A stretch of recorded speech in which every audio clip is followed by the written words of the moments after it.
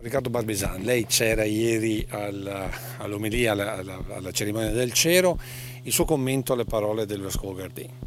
Sì, ho ascoltato con grande interesse le parole di Sua Eccellenza Reverendissima. Devo solo dire che dal momento in cui ci troviamo il capo della cristianità, il Papa, che ogni giorno parla, anche giustamente, di temi come l'ambiente, il lavoro, l'immigrazione, non possiamo poi lamentarci se qualche politico ogni tanto invoca la Madonna o parla di religione. Se la Chiesa fa politica, allora la politica può parlare di religione. Chiara la risposta della Lega, chiamata in causa ieri dal Vescovo di Treviso. Del resto da tempo ci si divide sull'utilizzo del rosario e i richiami alla Madonna durante i discorsi in pubblico da parte del capo del Carroccio Matteo Salvini, al punto da dipingerlo come il diavolo che tiene in pugno uno dei simboli del cristianesimo, come è accaduto per il murale subito cancellato lungo la Restera.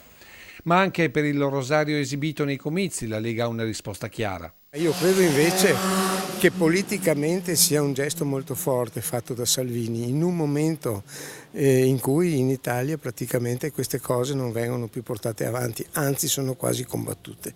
Quindi io credo che questo sia un segnale, anche questo politico, proprio per essere presenti con la nostra storia, la nostra cultura e quindi la nostra religione. Quindi non esibizione ma stimolo per una sorta di riscoperta di simboli che la modernità tende a dimenticare. Sicuramente una sollecitazione non indifferente da parte della politica alla Chiesa. Politica che sul concreto, ovvero sull'aberrazione dell'accoglienza negata, ribatte così. Non è una questione di accoglienza, perché bisogna vedere chi si accoglie e bisogna vedere come si accoglie. La nostra cultura è una cultura comunque di accoglienza, ma dove l'ospite deve anche rendersi conto di essere ospite e non di essere praticamente il padrone della situazione, di poter fare o permettersi di fare tutto ciò che vuole. Tema più che mai aperto e con visioni decisamente differenti sia tra cittadini, come dimostrano i centinaia di post polemici legati all'omelia di Ferragosto, che tra la Chiesa e la Lega, che sull'intera discussione vuole mettere un punto fermo. Se i politici non possono parlare di religione, allora i religiosi non possono parlare di politica.